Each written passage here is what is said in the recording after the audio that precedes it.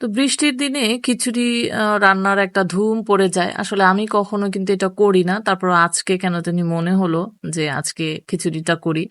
তো অ্যাকচুয়ালি খিচুড়ি খুব একটা যে খাওয়া হয় তা না। তো আসলে আজকে রান্নারও তেমন কিছু ছিল না। যার জন্য ভাবলাম যে বৃষ্টি যেহেতু খিচুড়ি রান্না শুরু।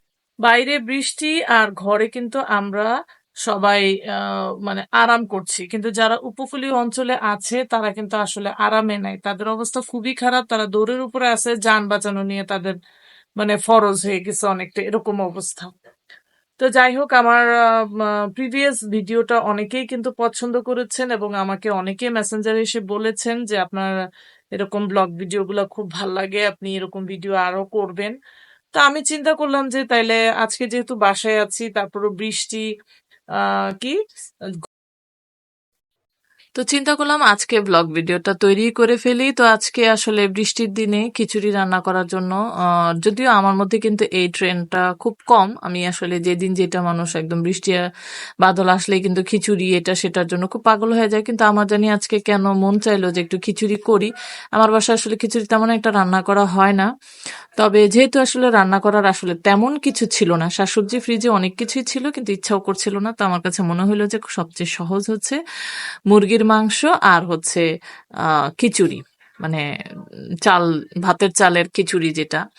তো একটু শুকনা করেই করেছি, আর আমি ভাতের চালের খিচুড়ির জন্য এখানে কিন্তু রেডি করে নিয়েছি। এক চুলায় পানি বসিয়ে দিয়েছি খিচুড়ির ডালের জন্য, সরি, খিচুড়িতে পানি দেওয়ার জন্য। তো এখানে ডাল আর চালটা আমি একদম ভিজিয়ে রেখেছিলাম। এটা কিন্তু আসলে মুগ ডাল ছিল, মশারির ডাল ছিল না। তো এই জন্য ক্যামেরায় যদিও ডালের কালারটা খুব একটা ভালোভাবে বোঝা যাচ্ছিল না। মশারির ডাল এখন আমরা একদমই খাওয়া বন্ধ করে দিয়েছি, যেহেতু মশারির ডাল খেলে কিন্তু পেটে গ্যাস জমে বা বিভিন্ন ধরনের প্রবলেম হয় বা বুক জ্বালা পড়া এই ধরনের হয়।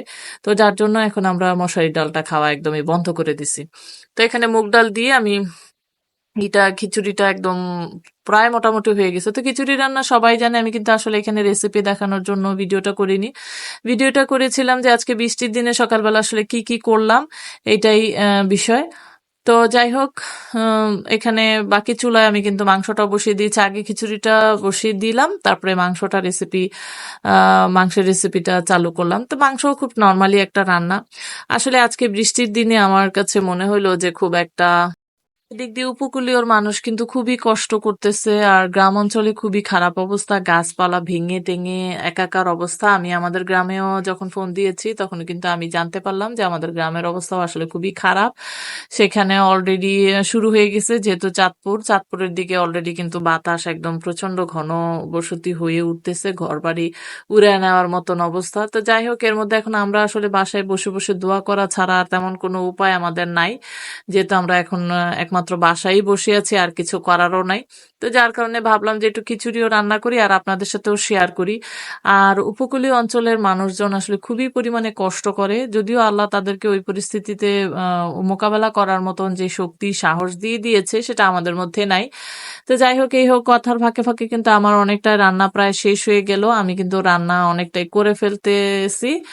তো ২টা রান্নাই আমার শেষ হয়ে গেছে, কিন্তু আমি এর ফাঁকে ফাঁকে কিন্তু খবরগুলো দেখতেছিলাম বারবার যে কে কোথায় কি অবস্থায় আছে, কোন মানুষের কি অবস্থা। তো এগুলা যখন শুনি বা দেখি তখন কিন্তু খুব খারাপ লাগে। যেমন আমি হয়তো বা আজকে আরামের কারণে আজকে আর কোনো কাজের জন্য বাইরে যায়নি, কিন্তু তাদের তো সেটা না। তাদের দেখা গেছে যে বাইরে কাজ করতে হবে, বাইরে সবকিছু করতে হবে, তারপরেও কিন্তু তারা বাইরে যেতে হচ্ছে।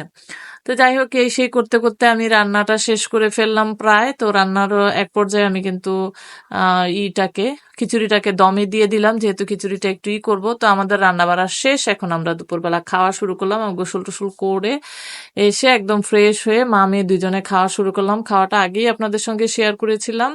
তো খেতে খেতে চিন্তা করলাম যে লেবুর কথা ভুলে গেছি। অর্ধেক খাওয়া শেষ, তখন কিন্তু লেবুর কথা ভুলে গেছিলাম।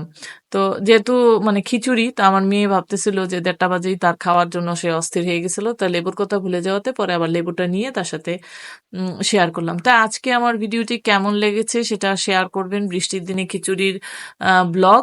তো এই ছিল আমার আজকের ব্লগ ভিডিওটা। কেমন লেগেছে অবশ্যই কমেন্টস করে জানাবেন। আপনাদের কমেন্টসের অপেক্ষায় থাকে, আর আমি চেষ্টা করি অবশ্যই আপনাদের প্রত্যেকের কমেন্টসের উত্তর দেওয়ার জন্য। তা আজকে এ পর্যন্ত। আল্লাহ হাফেজ। এনজয় ইওর বৃষ্টির দিন। মেয়ে তো খুশি হয়েছে, আমাকে চুম্মা মারতে আসতেছিল, খিচুড়ি রান্না করে খাওয়াইছি সেই জন্য।